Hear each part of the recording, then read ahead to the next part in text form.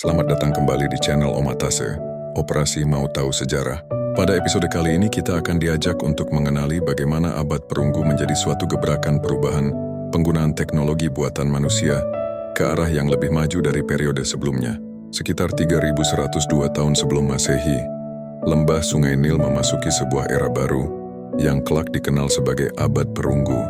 Kehidupan masyarakat pada masa ini masih sederhana, namun perlahan mulai mengalami transformasi besar. Sungai Nil dengan siklus banjir tahunannya menjadi nadi utama. Setiap kali air meluap dan kemudian surut, lapisan lumpur subur tertinggal menjadikan tanah sangat ideal untuk bercocok tanam. Gandum, jelai, dan sayuran tumbuh subur, memberi penduduk persediaan pangan yang cukup untuk berkembang lebih dari sekadar bertahan hidup. Perubahan penting terjadi ketika masyarakat mulai mengenal logam. Tembaga yang sebelumnya digunakan dalam bentuk sederhana mulai dicampur dengan timah untuk menghasilkan perunggu. Meski produksinya masih terbatas, logam ini jauh lebih kuat dibanding batu. Pisau, kapak kecil, serta perhiasan dari perunggu mulai beredar di kalangan bangsawan dan penguasa. Inilah tanda awal bahwa Mesir memasuki fase baru dalam sejarahnya. Di sepanjang tepian Nil, desa-desa tumbuh menjadi permukiman yang lebih besar. Muncullah penguasa wilayah kecil yang disebut nomark. Mereka memimpin komunitas masing-masing, mengatur irigasi, serta menjaga hasil panen. Namun persaingan antar nomark kerap menimbulkan konflik. Dari persaingan inilah terbentuk dua entitas besar, Mesir Hulu di selatan dengan daratan sempit di sepanjang sungai, dan Mesir Hilir di utara yang menguasai delta luas. Kedua wilayah ini bersaing sengit demi menguasai jalur perdagangan dan sumber daya. Peristiwa penting terjadi ketika seorang raja dari Mesir Hulu, Narmer, berhasil menaklukkan Mesir Hilir. Kemenangan ini menandai penyatuan kedua wilayah menjadi satu kerajaan besar.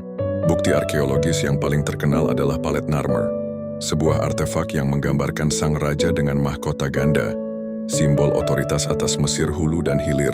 Penyatuan ini dipandang sebagai titik awal lahirnya negara Mesir, sekaligus pembukaan dinasti pertama yang dicatat dalam sejarah.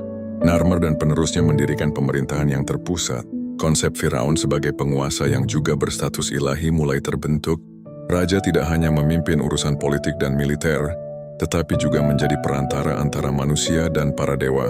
Ideologi ini memperkuat posisi Firaun sekaligus menumbuhkan tradisi pemerintahan absolut.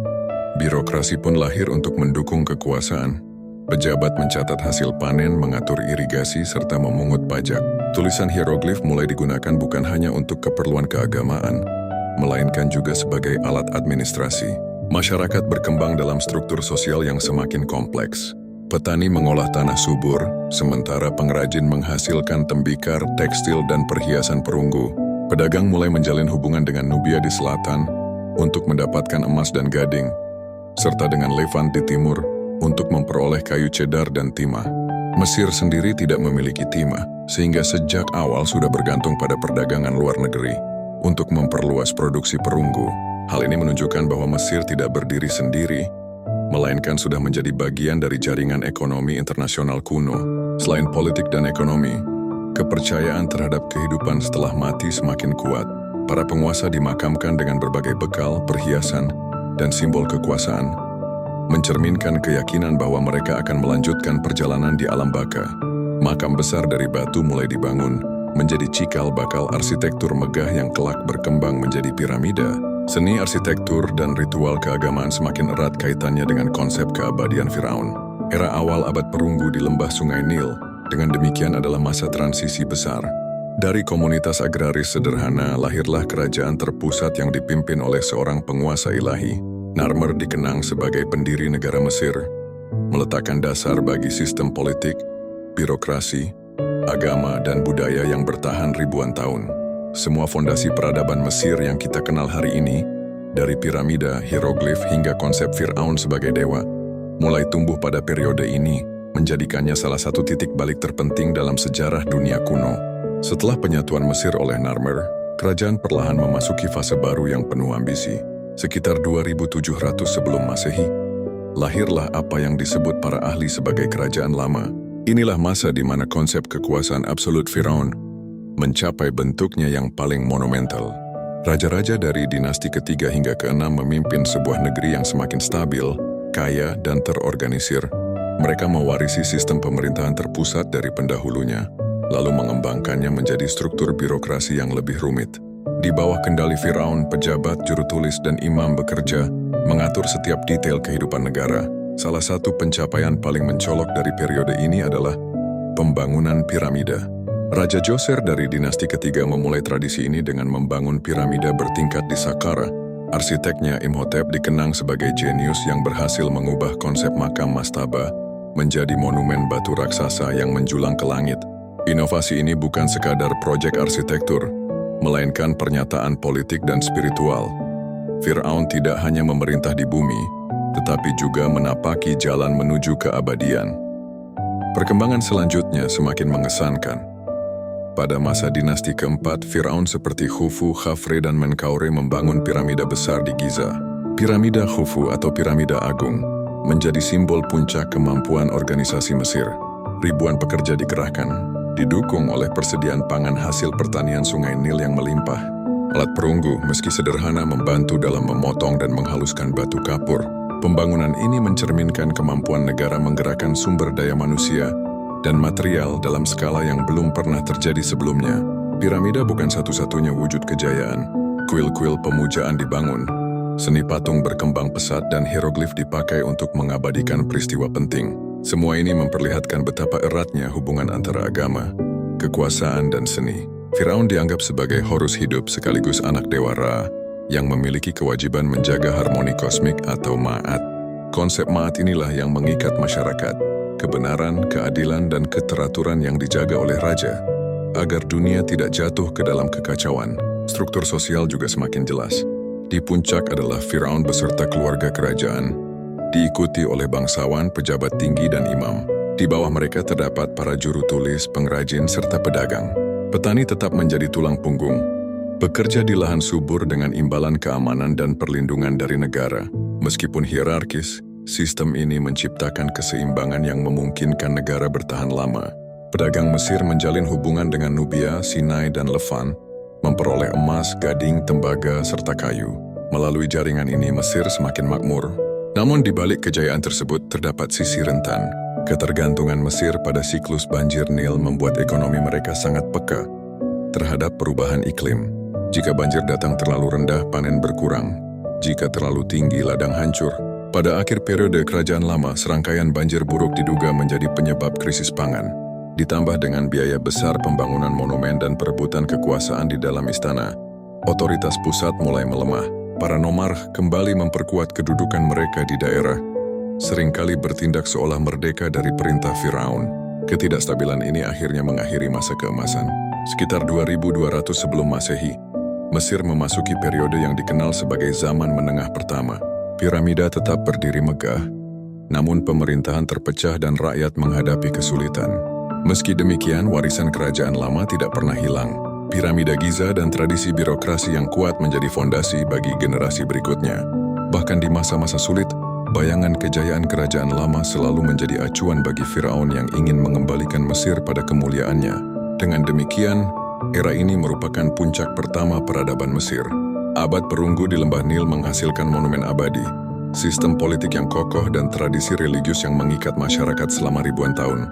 Meskipun akhirnya runtuh oleh krisis internal dan alam, masa ini membuktikan bahwa Mesir sudah mampu mengorganisasi rakyatnya dengan cara yang luar biasa, meninggalkan warisan yang masih dikagumi hingga kini. Setelah runtuhnya kerajaan lama dan masa kacau yang dikenal sebagai zaman menengah pertama, Mesir kembali bangkit sekitar 2050 sebelum Masehi.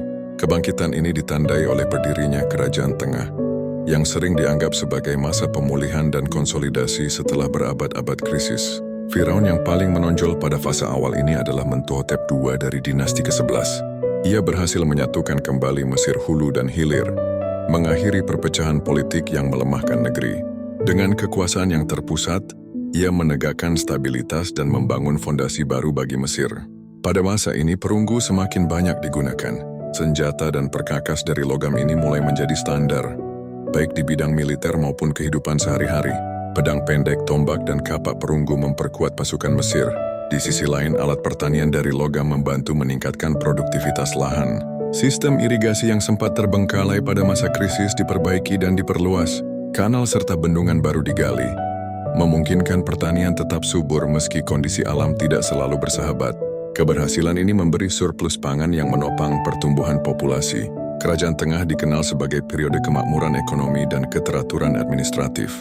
Pajak dipungut secara teratur, perdagangan meningkat dan birokrasi semakin mapan. Para Firaun memperluas pengaruh ke wilayah Nubia di selatan, yang kaya akan emas, gading, dan budak. Benteng-benteng dibangun di sepanjang sungai Nil untuk mengamankan jalur perdagangan dan memperkuat batas wilayah. Ke arah timur, hubungan dagang dengan Levant semakin erat, mempertemukan Mesir dengan kayu cedar, perak, dan timah yang sangat berharga untuk produksi perunggu. Selain itu, Kerajaan Tengah juga dikenal dengan perkembangan budaya dan seni. Arsitektur makam berubah dari piramida raksasa menjadi bentuk yang lebih sederhana, namun dihiasi relief dan ukiran yang detail. Seni patung menunjukkan realisme yang lebih besar, menggambarkan Firaun bukan hanya sebagai dewa, tetapi juga sebagai manusia dengan kelemahan. Perkembangan sastra mencapai puncak dengan karya-karya seperti Perjalanan Sinuhe dan Ajaran untuk Merikare, yang menggambarkan nilai moral, kepemimpinan, dan pengalaman manusia. Tulisan hieroglif digunakan secara luas tidak hanya di kuil dan makam, tetapi juga untuk dokumen administratif. Kehidupan religius tetap menjadi inti peradaban. Firaun dipandang sebagai pemelihara ma'at, prinsip keteraturan kosmik yang menjamin harmoni dunia. Namun dalam praktiknya peran pejabat dan imam semakin besar, kuil-kuil diperluas dan ibadah kepada dewa-dewa lokal seperti Amun mulai menanjak. Perpaduan antara politik dan agama semakin kuat, memberi Mesir identitas budaya yang khas dan tahan lama. Mesir pada masa ini juga lebih terbuka terhadap dunia luar. Ekspedisi perdagangan dikirim jauh ke Pun, sebuah negeri misterius di selatan, mungkin terletak di wilayah Somalia atau Eritrea modern. Dari Punt, Mesir memperoleh kemenyan, mur, kayu eksotis, dan hewan langka. Barang-barang ini tidak hanya bernilai ekonomi, tetapi juga penting untuk upacara keagamaan. Keberhasilan ekspedisi menambah kewibawaan Firaun sebagai penguasa yang mampu menjangkau dunia luas. Namun, meski relatif stabil, Kerajaan Tengah bukan tanpa tantangan. Ketergantungan Mesir pada perdagangan luar negeri dan perluasan wilayah membuat negeri ini rentan. Pada akhirnya datanglah kelompok bangsa asing dari Asia Barat yang dikenal sebagai Hyksos. Mereka memanfaatkan kelemahan internal dan berhasil menguasai delta Nil. Dengan senjata perunggu yang lebih maju serta penggunaan kereta perang, Hyksos memperkenalkan inovasi militer baru yang belum dimiliki Mesir. Kejatuhan ini menandai berakhirnya Kerajaan Tengah sekitar 1650 sebelum Masehi. Meski akhirnya runtuh, Kerajaan Tengah meninggalkan warisan penting. Periode ini membuktikan bahwa Mesir mampu bangkit dari kehancuran dan membangun kembali stabilitasnya. Seni, sastra, birokrasi, dan teknologi irigasi yang dikembangkan pada masa ini memberi bekal bagi kebangkitan berikutnya. Kerajaan Tengah juga menegaskan bahwa kekuasaan Firaun tidak hanya bergantung pada simbol monumental seperti piramida, tetapi juga pada kemampuan menjaga kesejahteraan rakyat dan mempertahankan hubungan dengan dunia luar. Dengan begitu, Kerajaan Tengah menempati posisi penting dalam kisah panjang abad perunggu Mesir. Ia menjadi jembatan antara kejayaan monumental Kerajaan Lama dan masa ekspansi besar yang akan datang di Kerajaan Baru. Dalam periode ini, Mesir belajar bertahan, menyesuaikan diri dan mempersiapkan diri menghadapi tantangan baru yang akan mengubah wajah peradaban mereka. Setelah masa kekuasaan Hyksos yang mengguncang Mesir, bangsa ini kembali bangkit dengan semangat baru. Sekitar 1550 sebelum Masehi, bermulalah era yang disebut Kerajaan Baru, salah satu puncak kejayaan Mesir sepanjang sejarahnya. Kebangkitan ini dipimpin oleh Firaun Ahmosepri dari dinasti ke-18, yang berhasil mengusir Hyksos dari delta Nil. Kemenangan itu tidak hanya memulihkan persatuan Mesir, tetapi juga memperkenalkan inovasi militer yang diperoleh dari musuh mereka, seperti kereta perang dan senjata perunggu yang lebih canggih. Dari titik inilah Mesir menjelma menjadi kekuatan besar di kawasan Timur Dekat. Kerajaan Baru berbeda dari periode sebelumnya karena orientasinya jauh lebih ekspansif. Para Firaun tidak puas hanya menguasai lembah sungai Nil, melainkan berusaha memperluas wilayah hingga Nubia di selatan dan Levant di utara. Ekspansi ini dimungkinkan berkat tentara yang dipersenjatai dengan lebih baik. Pedang sabit kopesh dari perunggu, tombak panjang, panah dengan ujung logam, serta kereta perang yang ditarik kuda. Mesir kini tidak hanya menjadi negara agraris, melainkan juga kekuatan militer regional yang disegani. Firaun-firaun dari dinasti ke-18 hingga ke-20 mencetak prestasi luar biasa. Hatshepsut, salah satu penguasa perempuan paling terkenal, memimpin ekspedisi dagang besar ke negeri Pun. membawa pulang kemenyan, mur, kayu eksotis, dan hewan langka. Masa pemerintahannya ditandai dengan pembangunan kuil megah di Deir el-Bahari, yang masih berdiri hingga kini. Setelahnya, Thutmose III memperluas wilayah kekuasaan Mesir hingga ke Suriah dan Palestina, menjadikannya sebuah kekaisaran pertama di dunia kuno. Ia dikenal sebagai Napoleon Mesir, karena keberhasilannya memimpin banyak kampanye militer. Pada masa Amenhotep III, Mesir mencapai puncak kemakmuran. Istana, kuil, dan patung kolosal dibangun dalam jumlah besar. Hubungan diplomatik dengan kerajaan lain di Timur Dekat, seperti Babilonia dan Mitanni, dipelihara melalui surat menyurat dan perkawinan antar bangsawan. Dari masa ini, kita memiliki arsip surat Amarna yang berisi korespondensi antar penguasa, menunjukkan bahwa Mesir menjadi pusat jaringan politik internasional. Namun tidak semua periode kerajaan baru berjalan stabil. Akhenaten, pengganti Amenhotep III, melakukan reformasi agama radikal dengan memusatkan penyembahan hanya kepada dewa matahari Aten. Ia bahkan memindahkan ibu kota ke kota baru bernama Akhetaten. Reformasi ini mengguncang tradisi keagamaan Mesir dan menimbulkan resistensi. Setelah kematiannya, sistem lama segera dipulihkan, dan Firaun muda Tutankhamun menjadi simbol kembalinya stabilitas, meskipun pemerintahannya singkat. Kerajaan baru juga menyaksikan kepemimpinan tokoh legendaris lain, seperti Ramses II, yang terkenal dengan julukan Ramses Agung. Ia membangun monumen besar seperti Kuil Abu Simbel dan Ramesium, serta memimpin Mesir dalam pertempuran penting melawan bangsa Hittite di Kadesh. Meski hasil pertempuran itu tidak mutlak, Ramses II menandatangani salah satu perjanjian damai tertua yang tercatat dalam sejarah. Pemerintahannya yang panjang membawa Mesir pada masa kejayaan terakhir sebelum kemunduran. Kehidupan sehari-hari rakyat Mesir juga berubah pada masa ini. Kekayaan dari ekspansi dan perdagangan memungkinkan pertumbuhan kota, seni, dan kerajinan. Perunggu dipakai lebih luas untuk senjata, perkakas, hingga perhiasan. Seni ukir dan lukisan semakin detail, menggambarkan kehidupan istana, peperangan, dan upacara keagamaan. Kuil-kuil megah seperti Karnak dan Luxor diperluas menjadi pusat pemujaan dan perayaan ritual. Namun meski tampak gemilang, kerentanan mulai muncul. Perang yang berkepanjangan menguras sumber daya. Intrik politik dan perebutan takhta memperlemah istana. Tekanan dari bangsa asing meningkat, terutama dari kelompok misterius yang kelak disebut Sea Peoples. Selain itu, kondisi iklim dan ekonomi dunia Mediterania yang goyah turut memengaruhi stabilitas Mesir. Menjelang akhir kerajaan baru sekitar 1200 sebelum Masehi, Mesir masih mampu bertahan, tetapi dengan biaya besar. Firaun Ramses III berhasil menangkis serangan Sea Peoples. Namun kemenangan itu melelahkan negeri. Perdagangan terganggu, sumber daya menipis, dan rakyat mulai mengalami penderitaan. Inilah tanda-tanda bahwa abad perunggu di Mesir mendekati akhirnya. Dengan segala kejayaannya, kerajaan baru menjadi puncak peradaban Mesir pada era perunggu. Militer yang kuat, monumen megah, seni yang halus, serta jaringan diplomatik internasional menjadikan Mesir sebagai salah satu kekuatan terbesar dunia kuno. Namun bayangan krisis mulai merayap, membawa negeri itu menuju perubahan besar yang akan menandai berakhirnya abad perunggu. Menjelang 1200 tahun sebelum Masehi, Mesir berada pada puncak kekuasaan sekaligus menghadapi masa-masa sulit yang menentukan. Dunia Mediterania bagian timur sedang dilanda krisis besar, yang kini dikenal sebagai runtuhnya zaman perunggu. Perdagangan internasional yang sebelumnya ramai tiba-tiba terguncang. Jalur-jalur dagang yang menghubungkan Mesir, Levant, Anatolia, dan Mesopotamia hancur akibat perang, migrasi besar-besaran, dan bencana alam.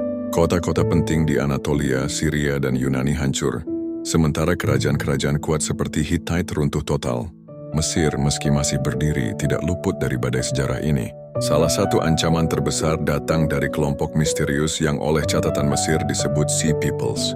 Mereka adalah gabungan berbagai bangsa dari wilayah Laut Tengah yang bermigrasi secara besar-besaran, kemungkinan akibat kelaparan, kekeringan, atau tekanan politik di tanah asal mereka.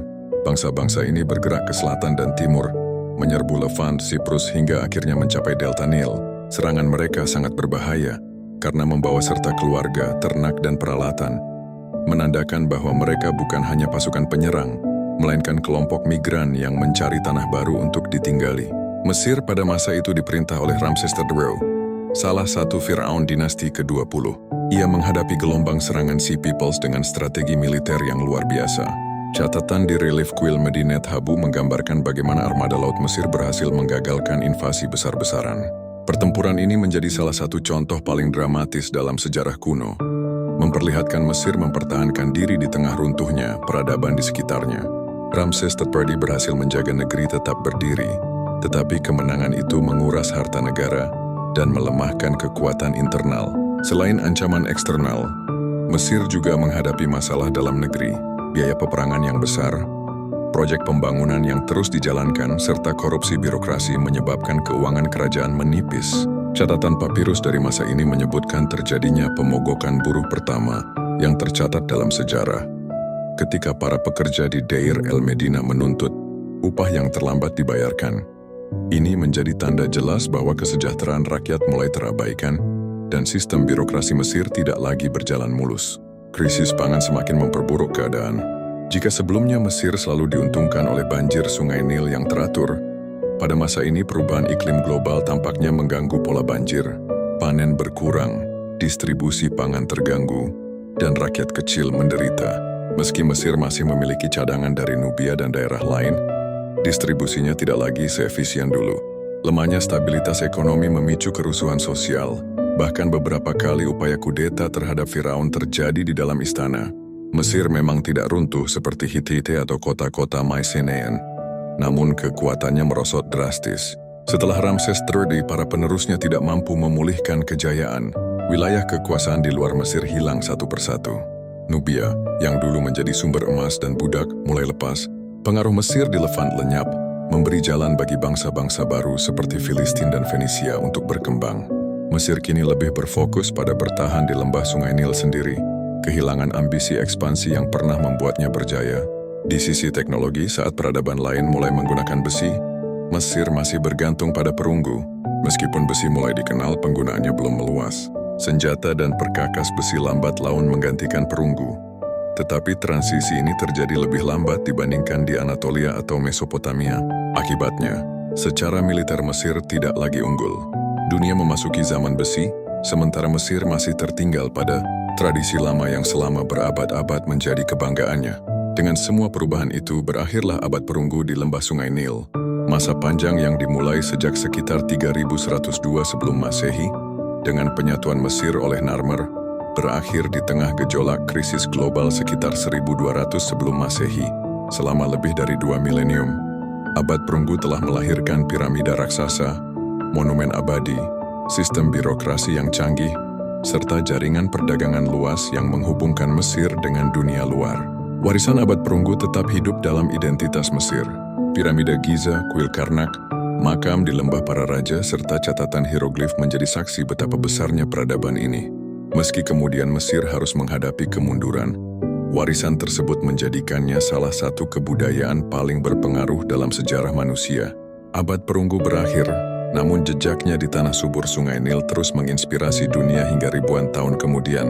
Terima kasih sudah menonton video ini. Jika Anda suka dengan konten seperti ini, silahkan klik tombol like dan subscribe. Silahkan tinggalkan komentar dan share video ini.